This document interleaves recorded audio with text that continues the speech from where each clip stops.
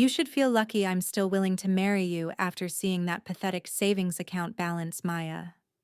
Those were the words Julian spat at me right in a lawyer's office in Midtown Manhattan, just 3 days before our wedding. He slid a thick stack of documents across the polished mahogany table, his deep blue eyes devoid of any warmth one would expect from a soon-to-be husband. In Julian's world, the world of venture capital funds and Central Park penthouses, everything was a transaction. And in his eyes, I was merely a risky investment that needed to be heavily hedged. That prenuptial agreement wasn't just a property settlement, it was a manifesto of contempt. No alimony, no division of assets accumulated from company profits. No right of residence in the Hamptons house if the marriage dissolves. Julian even demanded a clause stating that if I gained more than 5 kilos after childbirth without a medical reason, he had the right to slash my monthly living allowance. He stood there, adjusting his 18K gold cufflinks, looking at me as if I were a gold digger caught red-handed. He thought I was poor. He thought my family in the suburbs were just ordinary working-class people living on meager pensions. He had no idea that the very state where he was trying to snatch up every square inch of land to build skyscrapers was, in fact, under the quiet control of my family for 3 generations. Hello, everyone. Before we dive deeper into this crazy story, I need your help. Our channel is striving to bring you true stories and valuable life lessons. If you love dramatic face-off moments and want to support justice, please hit the subscribe button now. It's completely free, but provides us with massive motivation to continue. Thank you for your support. Now, let's get back to my anonymous account for legal safety reasons. I am Maya, 32 years old. I grew up with the mindset that true wealth is the kind that doesn't need to be flaunted. My father always taught me, you don't need to wear your balance sheet on your sleeve to prove your worth. So, when I met Julian at an art gallery, I was just wearing a simple silk dress with no logos and driving an old car. Julian was attracted by what he called my rustic and controllable beauty. He was a Wall Street wolf, always hungry for power and dominance. Throughout 5 years of marriage, I played the role of a gentle wife, spending modestly from my freelance graphic design earnings, while he constantly used his wealth as a stick to intimidate me. Whenever I wanted to buy a new piece of furniture or suggested a trip, Julian would remind me of that contract. Don't forget your place, Maya. You came into this marriage with nothing, and if you don't behave, you'll leave with exactly nothing. He loved the feeling of watching me beg for every cent for incidental expenses, when in reality, the commission from a single small real estate deal of my family's would be enough to buy his entire investment firm. My patience reached its limit last week when I overheard Julian talking to his friends at the golf club. He mocked how cheap I was and how he had protected his empire from a penniless person like me with that harsh prenup. He didn't know that the real estate company he was desperate to partner with for his billion-dollar downtown project was owned by my family. And I was the one holding the final deciding vote. It was time for the little mouse he constantly ridiculed to step out as the true master of this game. Julian thought that contract was my shackles, but he would soon realize it was the noose he had placed around his own neck. To understand why I let Julian treat me that way for all those years, you have to understand how I was raised. My family, the Sterlings, are not the type of people who like to carve their names onto skyscrapers or appear on the cover of Forbes. We own land. Lots of land. From vast farms upstate to prime lots in the financial district that major corporations lease back on 99-year terms.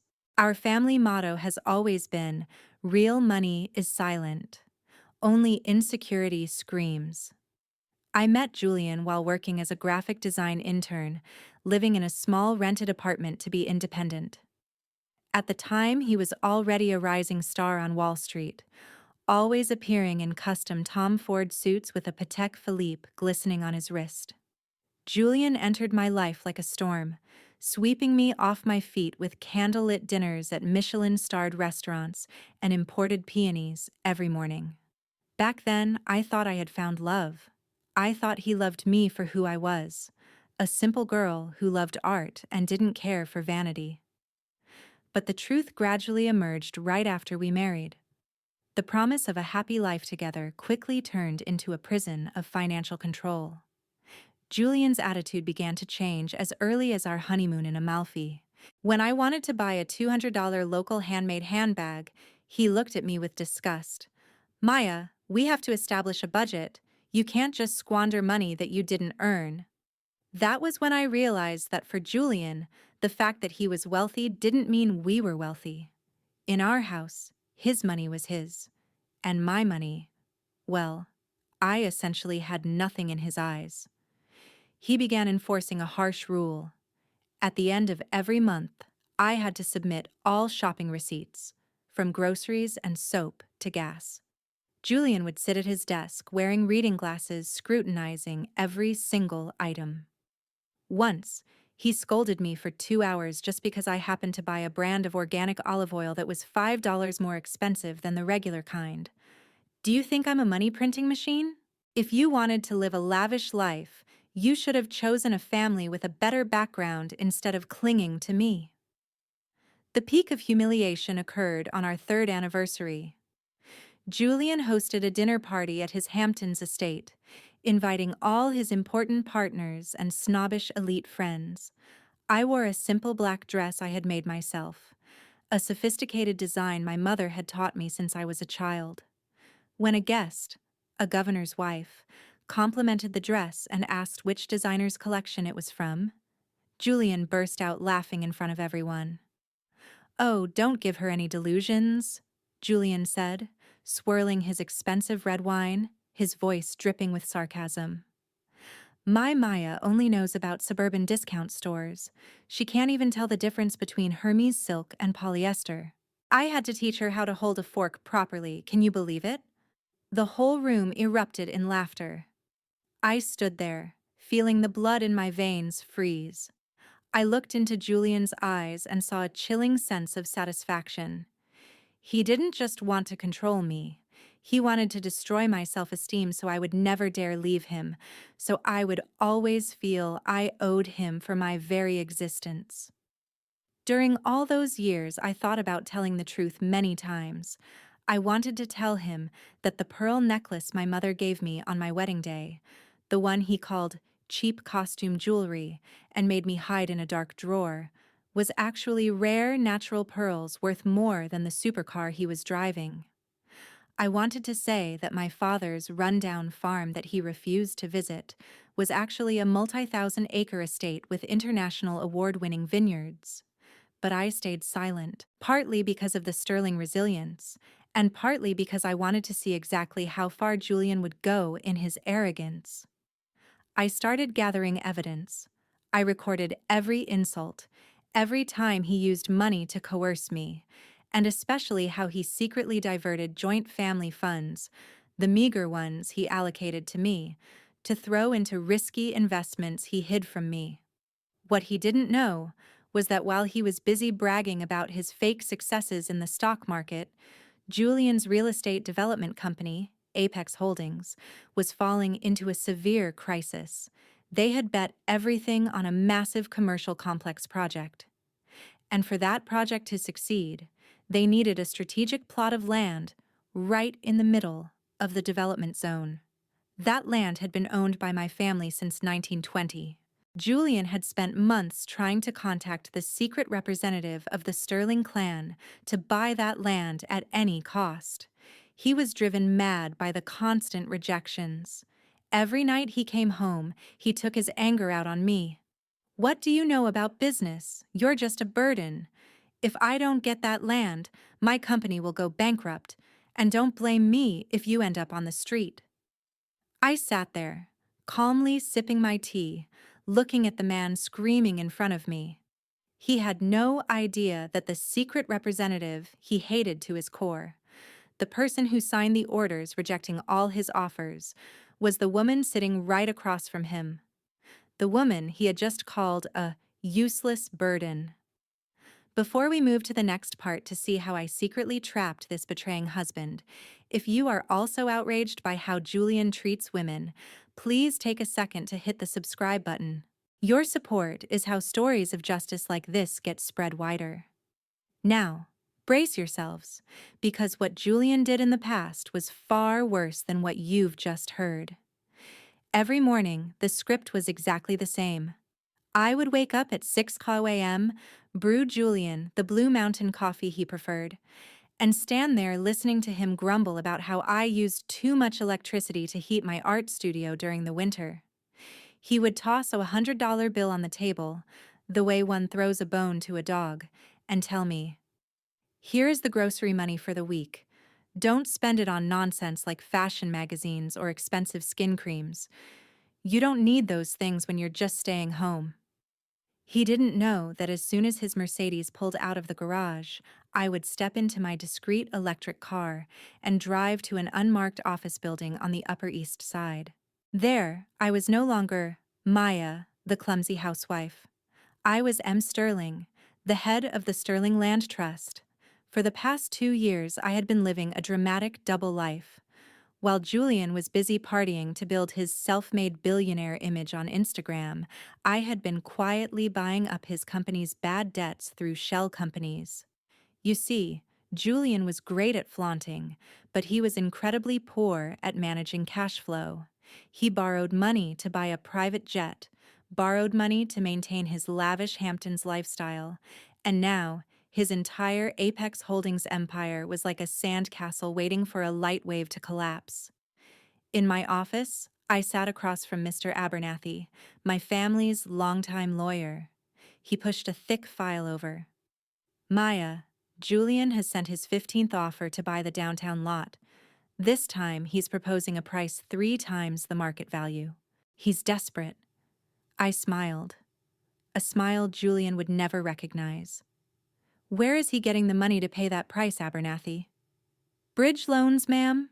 He is mortgaging even his last remaining shares. If he doesn't get this land to break ground on the project within the next 30 days, the creditors will swarm. He will be completely bankrupt." The truth was, I didn't need Julian's money. My personal account, the one I kept hidden from that damn prenup, was growing by millions every quarter from the investment portfolios my father had taught me to manage since I was 18. I had spent my free time, which Julian thought I spent watching TV dramas, studying every loophole in my husband's financial structure. I knew his safe code.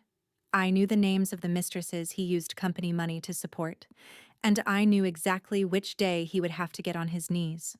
One evening, Julian came home late, the smell of alcohol and women's perfume heavy on his suit jacket.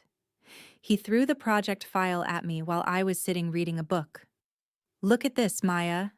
This is our future. Once I have the Sterling land, I will become the most powerful man in this city. Then I might consider buying you a more decent ring than that plastic thing you're wearing."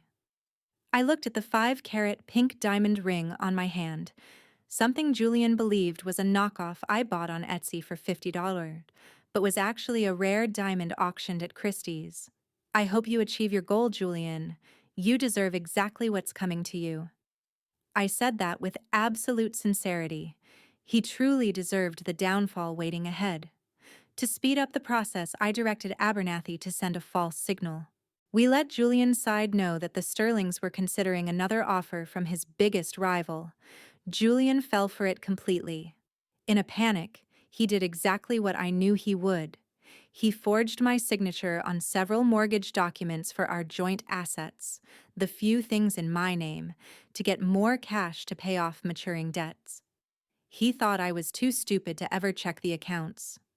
He thought the prenup had stripped me of all rights, so I would have no legal standing to sue him. But Julian had forgotten one thing.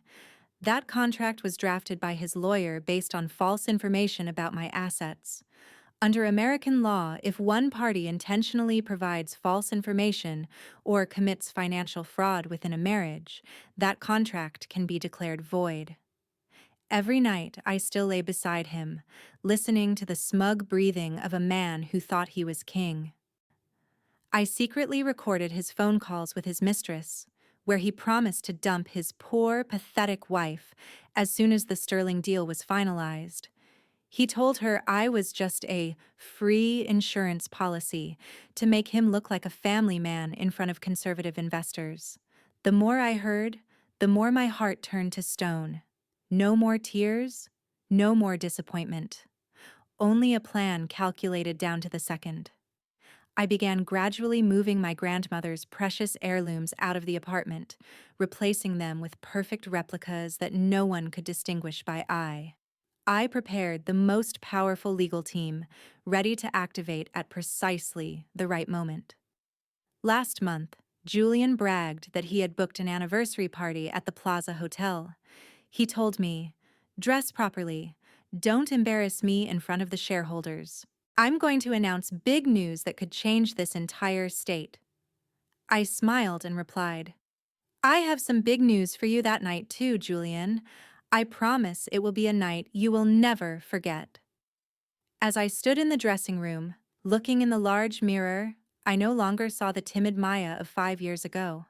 I saw a woman of the Sterling clan, someone prepared to take everything back and teach that arrogant man a lesson about the value of silence.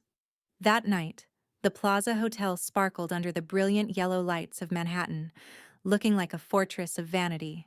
Julian donned a custom Savile Row suit, striding confidently like a king about to be crowned.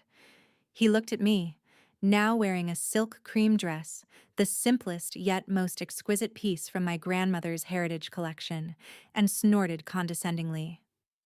"Maya, at least tonight you didn't embarrass me, even though that necklace looks a bit cheap in this dim light. Maybe my shareholders won't realize it's a fake." I touched the exquisite diamonds around my neck, which were worth as much as the very building he was standing in, and smiled gently. "You're right, Julian. Tonight everything is about distinguishing the real from the fake." The hotel ballroom was packed with New York's most powerful figures. Julian led me around the room, introducing me as a beautiful but useless decorative accessory. He kept repeating to investors about the deal of the century about to be announced. He even whispered to a banking tycoon that he had conquered the stubborn Sterling family. Midway through the party, Julian stepped onto the stage. The spotlight shone directly on his smug face. He tapped his champagne glass, requesting attention. "Ladies and gentlemen," Julian began, his voice booming with false confidence. "Today is not just the 5th anniversary of my marriage to my simple wife, but also a turning point for Apex Holdings. I am incredibly proud to announce that we have reached a final agreement to acquire the Sterling family's prime land. The Apex Shopping Center project will officially break ground next month." Applause erupted across the room. Julian looked down at me, winking triumphantly. He thought he had won. He thought this lie would help his stock skyrocket on Monday morning in time to pay off his maturing debts. But at that moment, a calm voice rang out from the back of the hall. "I'm afraid you've been a bit hasty in your announcement, Mr. Julian." All eyes turned toward the door. Mr. Abernathy, lead counsel for the Sterling family, walked in wearing a luxurious gray suit, followed by 2 assistants carrying leather briefcases. Julian paled, his eyes darting between confusion and panic. "Abernathy, what are you doing here? This is a private party," Julian shouted, trying to maintain his last shred of authority. Abernathy leisurely walked up to the stage. He didn't even look at Julian, but headed straight toward me. "Ms. Sterling, I have prepared the documents you requested." The entire room went so silent you could hear a pin drop. Julian looked at Abernathy, then at me, his mouth agape but speechless. "Sterling? She is Maya. She is my wife. What the hell are you talking about?" I slowly stood up, removed my shawl, and walked onto the stage, standing face to face with the husband I had lived with for 5 years. I was no longer the timid Maya who was afraid of olive oil bills. "Julian, you always complained that I was poor and understood nothing about business," I said, my voice calm but razor sharp. But you forgot one basic thing. In business, the first rule is to know who your partner is. My family doesn't own a few properties. We own the very land you just claimed to have bought. And as the sole heir of the Sterling Trust, I officially reject Apex Holdings' offer. Forever. Julian stumbled back, his hands shaking so much he spilled champagne on his expensive suit. Maya, this is a joke, right? You're getting revenge because of the prenup? Fine, I'll tear it up. We'll split everything down the middle. Just sign the land sale agreement. The prenuptial agreement? I laughed, a laugh containing all the liberation after 5 years of suppression. Julian, you don't need to tear it up. Because it became void the moment you forged my signature to mortgage joint assets 2 weeks ago. My detectives recorded everything. You're not just losing this project. You're facing charges of financial fraud and forgery. At this point, the investors began whispering in outrage. Those who had just applauded and congratulated him now looked at him as if he were a contagious disease. Some began calling their stockbrokers immediately to dump Apex shares. You can't do this to me, Julian roared, trying to lunge toward me but was blocked by hotel security. I'm your husband. You owe me this high-class life. I looked at him, feeling a deep pity rather than hatred.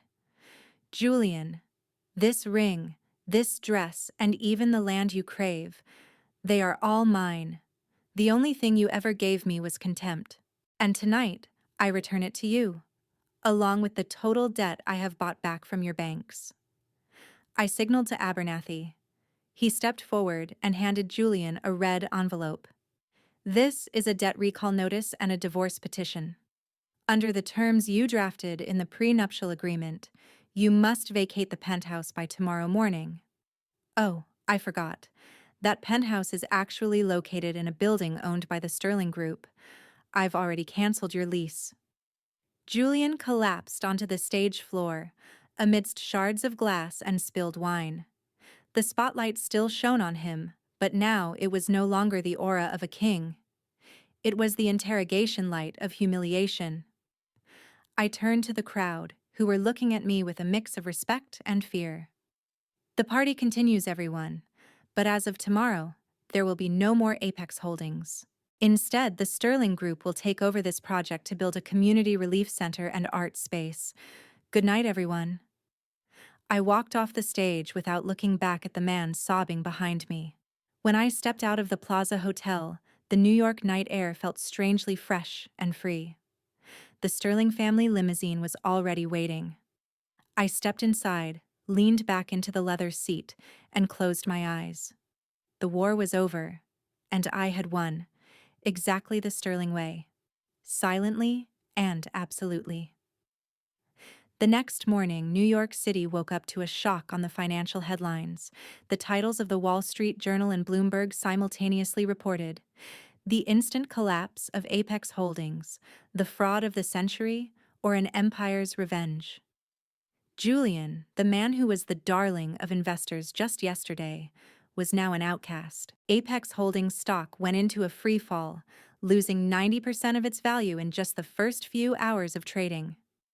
Creditors, those sharp vultures, swarmed his office before the sun had even fully risen, but all they found was an empty room and a court-ordered asset freeze. I sat in my family's quiet suburban villa, sipping Earl Grey tea and watching the ruins Julian was trying to clean up. My phone buzzed continuously. Julian had called me 156 times and sent hundreds of frantic messages, ranging from begging and apologizing to threatening. Maya, please pick up. I was wrong. We can start over. Think about the last 5 years. You're a witch. You've been deceiving me this whole time. I will sue you into bankruptcy. Maya, I'm in front of the penthouse, but the key won't work. Where is my stuff? Give me back my credit cards. I didn't answer any of the messages. Instead, I forwarded the entire file to the legal team. The prenuptial agreement Julian was so proud of had become the trap that imprisoned him. Because he had forged my signature to mortgage assets, I not only had the right to a unilateral divorce, but also held the status of the highest priority creditor.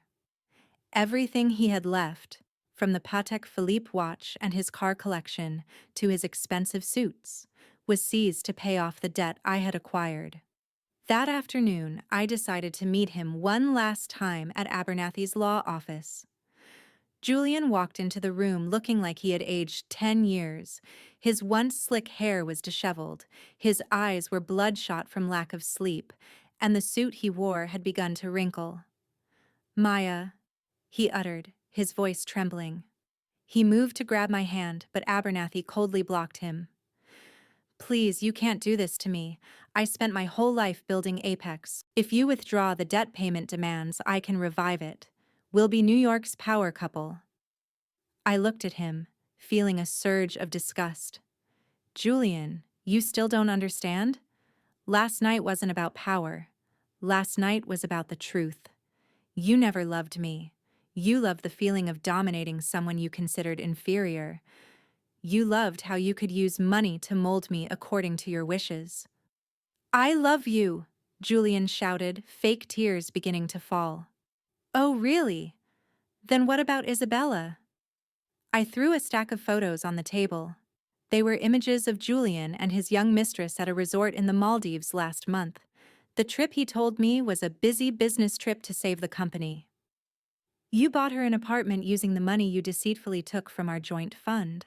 You promised her you would divorce your poor, pathetic wife as soon as you had the sterling land."